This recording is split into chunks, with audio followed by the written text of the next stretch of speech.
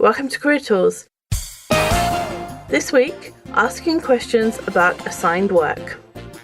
The questions this cast answers are: what can I ask about the work I've been assigned to do? When do I ask questions about the work I've been assigned to do? And how do I ask questions about the work I've been assigned to do? If you're a manager, you need Roadmap. All licensees of Manager Tools have access to Roadmap, an app on your phone that guides you through every step of the Trinity rollout process, no more annoying emails, and allows you to monitor and measure your implementation of one-on-ones and feedback, and soon coaching and delegation. Few clicks every day, everything you need to know about rolling out the Trinity and becoming a more effective manager. Okay, pretty much everybody in any workplace is receiving work all day long. Most of us get our work directly from our boss, but also customers or colleagues or people in other departments. Work comes at us all the time. And when it's something new, we can be tempted to ask all sorts of questions so that we know we're going to do it right. But that actually is the wrong way to go about things. So we're going to suggest that people wait a bit and then ask for direction and not instructions. And those two things are quite different. Mm-hmm. And we're going to discuss that by covering these 4 things. Think about it first. Ask for direction and not instructions. Ask once a day and hit the deadline no matter what. Hitting the deadline is really important. But first of all, we're going to think about what we're doing. Mm-hmm. We're going to focus on concentrating on what it is that we've been assigned first and maybe putting a little bit of foresight or just concentration into it. A little bit of brain power. Yeah, just a little at the beginning. When you first get something, it may make a lot of sense to us to ask a lot of questions because we're not sure what we're doing. We're not sure which direction we're going to go in. We want to get it right. It's important to us to do well. And we're going to recommend that you think about it first and wait a little bit for 2 really good reasons. First, your boss might not know how this is going to be done. Let's take a really simple example, right? Your team's gathered some data and your boss wants you to produce some graphs. Until you've thought about the data, analyzed it, until you understand what's in there and what has been gathered and do a little bit of processing, mental processing, you're probably not going to be sure what graphs make the most sense for that data. You know, sometimes you want pie charts and sometimes you want line graphs and sometimes we want columns. And this is something Mark really loves to talk about. There's different graphs for different kinds of data. And if you haven't even looked at the data, then you might not know which graph. And the same thing is true of your boss. Because they probably haven't done that analysis because they're asking you to do it, they don't know what kind of graphs make the most sense. So if you ask, do you want a pie chart? They might not have the answer. And it would maybe have to cause them to actually do that critical thinking work at the beginning, which frankly, if they've asked you to do the work, you should be doing. So we want to wait to ask because, again, your boss might not know. They might not be aware. The whole point of this is giving you the data to analyze and come back with some recommendations. And the recommendations is what you take to your boss and say, hey, I can do this, this, or this, which makes most sense to you. It's not, hey, tell me what the data says, and then I'll do exactly what you want. And, you know, early in our careers, work is more dictated like that. You know, somebody will say, here's the data, this is what you need to do. But the further away you get from your first week on the job, the more you're expected to think about the work yourself and be able to analyze it and make recommendations. And so if you don't do that, it's like you're putting yourself back in the first few weeks of your job, even if you've been there 2, 3, 4, 5, however many years. And the second thing about this is you may well understand way more than you think. Yeah, you guys are smart. Exactly. So let's say, for example, you're asked to look at some code that another team has created, and you're looking to see why the outcome isn't what your team needs. And even though you don't know the code, or you might not even know the code's language, a little bit of common sense and some comparisons with things that you do know something about and a little bit of Googling will probably get you 80% of the way. If you write in, I don't know, Ruby on Rails, and this is in C++, the structure of code is the same thing. It's like, okay, take this variable, and if this condition is true, do this with it, right? Mm-hmm. And if you look up the key kind of instruction words in any code, you can work out what each paragraph is doing.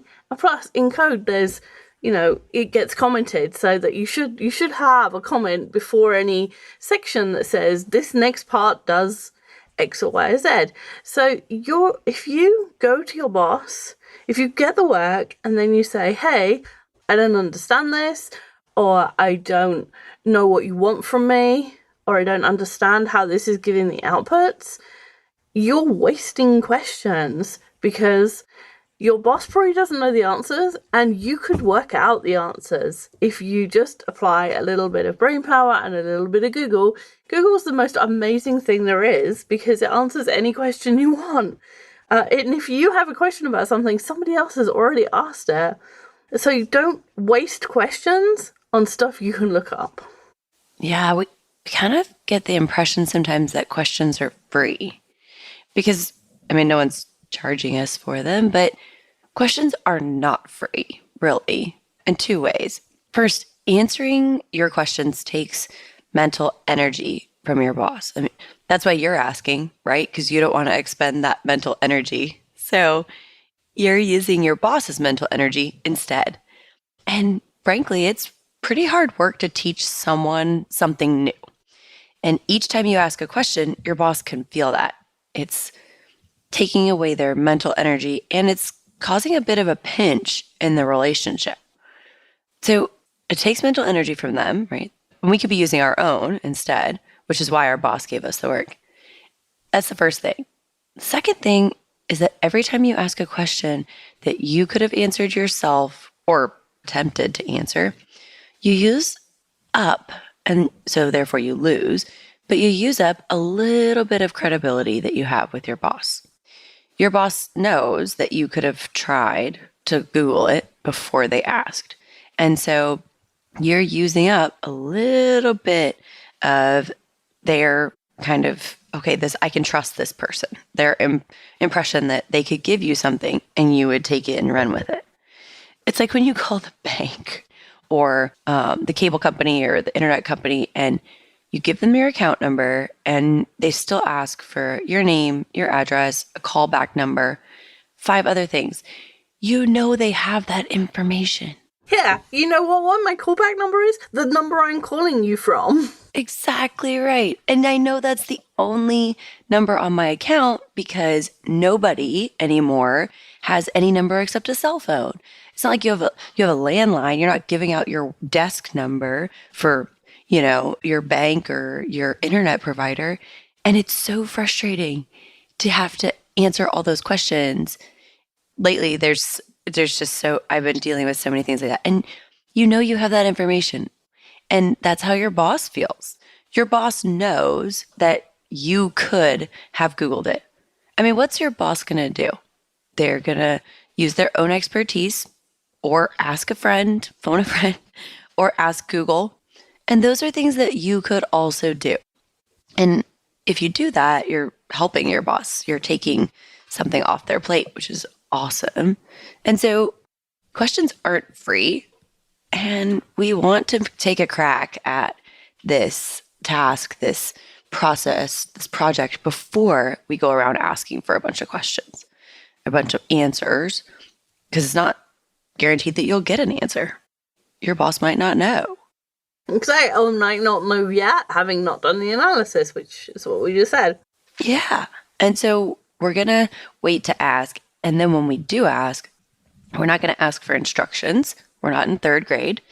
We're going to ask for directions.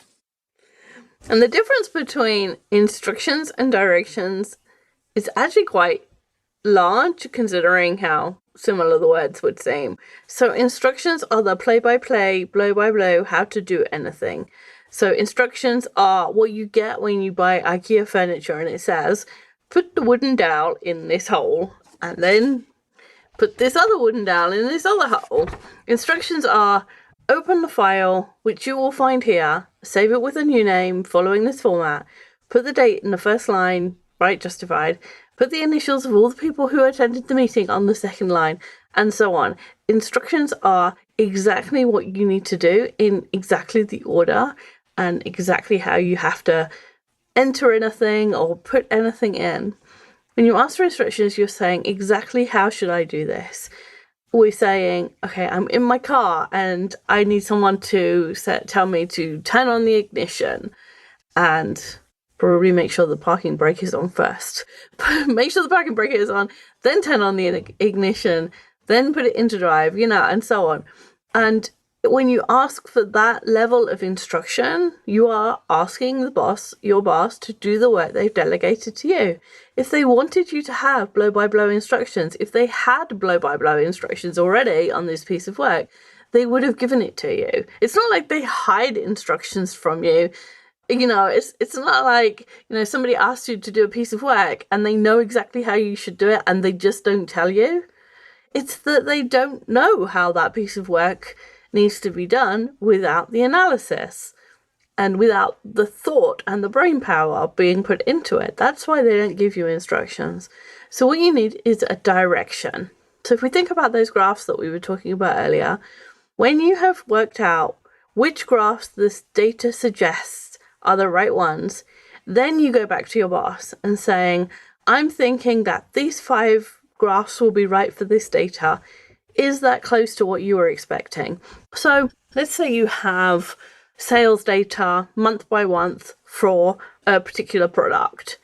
You don't want a line graph because a line graph implies that things are related, that what happens one month is related to what happens the second month. Mm-hmm. You don't want a pie chart because a pie chart suggests proportions of things, and that's not what you're looking at. What you want is a column or a stack graph. So you will go back to your boss and you say, okay, this is month by month product sales data, and I think that suggests a column graph, and I think I can do a couple of things. I can do a month by month actual sales, and then I can do a month by month cumulative sales, and then I can do a month by month year-on-year comparison. Is that what you were expecting? And then your boss has the chance to say, yes, that sounds right. Or, can you do a 5-year year-on-year? And of course, as long as the data's there, you can, right? You might think only the year-on-year, like the comparison of this year and last year is important, but maybe your boss thinks 5 years is important. But you haven't gone and said, okay, what graph shall I do? You said, here's 3 suggestions. Here's my recommendations. This is why I'm recommending it. This is the format of the data. And so this leads me to this conclusion about what the graph should be. And that's asking for direction, not instruction. It's saying, this is the road that I'm thinking about turning down. Is this the right road? It's not, should I put the windshield wipers on now, right? Yeah, we're asking to be pointed in the right direction, not to be led down the path with our hand being held. Yeah, or even we're asking to confirm, we're asking a confirmation of the direction that we've decided on. We've decided we're going down this road, and we're saying, do you agree that I should go down this road? Right. We talked earlier about an example with code. And if we're thinking about that, we might be looking at the code and say to our boss, I'm pretty sure they're putting in the wrong data for the loads. Does that make sense with these results? If you go back to your boss and ask that, you've done some of the work. And you need to have done some of that analysis before you ask the question. Your boss is asking you to use your brain power, your expertise, your abilities to do some work here to help. They are asking you for that jump from, oh, here's the data to here's what might be the problem. And that's all we're doing. It's kind of like making pizza, right? If the output was extra large pizzas and your boss didn't want extra large pizzas, like the toppings are only in the middle circle, right? Your boss might go, okay, something's going wrong here. Go find out what it is. But when you look, they're putting in too much dough in the beginning of the pizza machine. Like, if you say to your boss, hey, I think it's that they're putting too much dough in, your boss will probably, oh, yeah, that makes sense. Like, that's why we would end up with too big a pizza. It's not that they work out what the solution is. It's not you work out what the solution is. You work out what the problem is. But it's possible for somebody to not know what the problem is, but to be able to confirm, oh, those two things, if you tell me that the input and the output, I can tell you that, oh, yeah, that's probably where things are going wrong. It's funny, in Texas, where I grew up, they have an exercise for kids in school where they tell you to write the instructions for making a peanut butter and jelly sandwich. And you say, okay, put the peanut butter on the bread and put the jelly on the bread and put it together. And then the teacher says, well, how did you get the jelly on the bread? Or how did you get the peanut butter on the bread? Where did it come from? And what they're really looking for is like really granular things, like open the cupboard, get out the peanut butter, get out a knife, and all these things. We don't want to ask our boss which cupboard the peanut butter is in. We want to ask them whether or not they want peanut butter and jelly or ham and cheese. That's a really good explanation. We're asking them what the output, if the output is what they want, not how to get to that point. They don't need to tell us which drawer the knives are in. We can find the knives. We can open drawers. But if we're making the wrong kind of sandwich, that's a bad thing. We don't want to go off and complete the project and be completely wrong. We want to have done enough work to be able to describe what kind of sandwich we're making, what direction we're going in, just to make sure we're going the right way. But we're not going to ask for every step-by-step piece of guidance and information. We're not going to ask for instructions. We're going to ask for directions. And we're only going to ask once a day. I looked at this again and I thought, oh, this implies we should ask once a day. No, what we're saying is ask a maximum of once a day. If you don't need to ask at all on one day, that's fine. You don't have to ask a question every single day, but don't ask more than once a day. Because your boss is sitting at his desk and wishing, just like you, they had less interruptions and that he could just get 10 minutes together to decide what to do with that thing that his boss gave to him. And therefore, if you want to remain in your boss's good books, then asking a question every hour or 2 questions or 17 questions all day, every day is not the way to get in his good books. The way to get in your boss's good books is to put all your questions together in one ask so that you aren't constantly interrupting him. Yeah, your boss has things to do. So we're not going to go to our boss, pop in every 5 or 10 minutes and ask questions. We're going to take all of our questions. And again, this is only if you need to ask. If you don't need to ask today, don't ask. Remember, questions aren't free. So look at all your projects, look at everything you've got, and write down your questions and ask them all at once. So maybe you've got 3 projects and you've got a few questions on each. Write all those down and ask them all at once. So if your boss has your one-on-one, then save your questions for your one-on-one, as long as waiting doesn't cause you to miss the deadline. If your boss doesn't have a one-on-one with you or it's out of sync with the deadline, then just ask for a few minutes. Ask for some time. Don't ask for just a minute when you know it'll take 10, right? It's like people say, can I have a minute? And then they sit down. You know it's not going to take a minute. No way. Just say to your boss, can I have 10 minutes with you today? I have some questions on a project A, project B, project F, whatever it is. Ask for some time with your boss or use your one-on-one if it's timely. Your boss would probably appreciate you asking as long as it's within her time frame that you're asking for direction, you're trying to make sure you're doing things correctly. Now, it might not be perfect, right? She might have other stuff going on and you might have to remind her, or she might forget, but she'll be much more willing to answer questions if they aren't interruptions.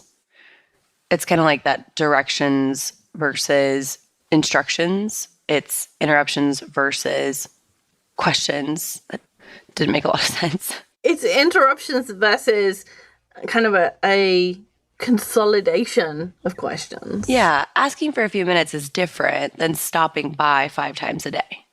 Exactly. And your boss is probably working on something where she needs to concentrate. And so there's much more value in preparing your boss. I have some questions on this. Can I have a few minutes of your time? Both for your relationship and for the quality of answers you're going to get. Because if you came to me when I was working and asked me a question and I wasn't paying a lot of attention, it might be really hard for me to answer in a helpful way. I'm just not focused on the right thing. Hi Dee, yeah, I'm just going to answer your question enough for you to go away again. and then later I'll realize, yeah, I didn't give you half of the information that I should have done. Well, it's just hard if you're focused. And a lot of us nowadays, there's big chunks of our day that are pretty focused. And if you start to interrupt someone who's focused on something, they're just not thinking about the right thing, right? They're not prepared. The quality of the answers you're going to get will be much better from your boss if you're not interrupting. So we're going to only ask once a day. So we're going to save our questions up and ask them either in our one-on-one, if it's in time to meet the deadline, or ask for a few minutes on our boss's calendar that day. It doesn't really have to be on the calendar, but that's the way I think of it when we ask for people's time, is we want to be part of their calendar. Ask for some time so that you can get your questions answered from your boss, which is assuming that she knows the answer. Yeah, we're not asking questions, we're asking for direction. Mm-hmm. And then the last part is hit the deadline no matter what. If you have got your questions answered, or you've got the direction, you've had your boss confirm the direction you're going in, and you can do the perfect right thing, then that's great. But sometimes our bosses are traveling or sick or just too busy to talk to us. And in that case, you want to do something for the deadline. I'm going to try and give you some confidence here. You're a professional. You have some expertise in the area of the piece of work that you've been asked to do, right? Your boss doesn't go around asking you to do things that they don't think you're capable of doing. That's not the way world works. Because if they give you something you're not capable of doing, then you have to give it to someone else later. So there's no way that's happening. You are probably at least 80% right. So trust yourself and trust your boss who thinks that you can do this. Like I said, you're going to probably get 80% of the way, if not 100% of the way. And it's totally possible that when your boss sees what you've done, he'll say, that's not what I wanted, and you'll have to start over.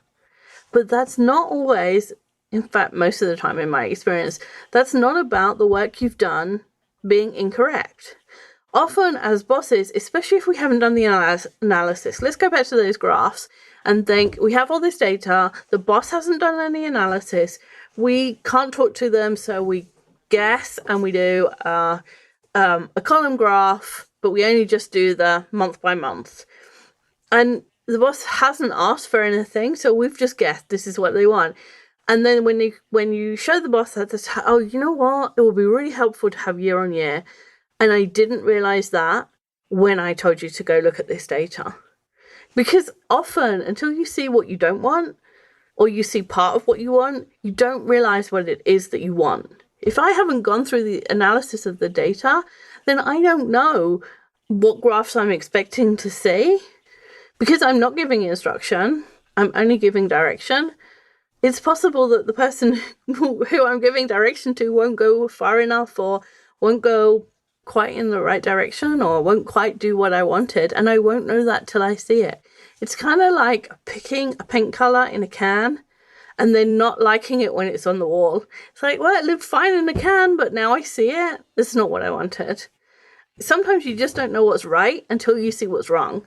So don't take it to heart if you come to your boss and you say, hey, this is what I tried, this is what I thought was the answer, and they say, you know what, that's not what I wanted. Because it's not about you and the work, it's about them not knowing what they want until they see what they don't want. So just try again. It's fine. Yeah, it's not the end of the world.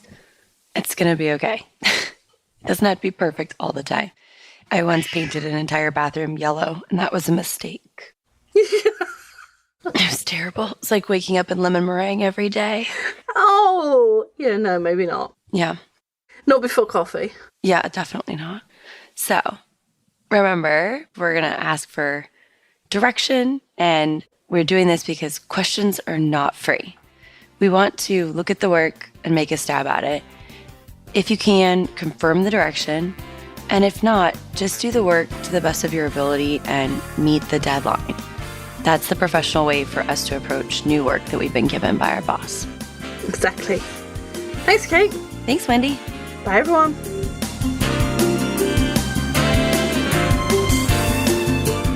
That's it for this week. I hope it was helpful. We'll see you next week.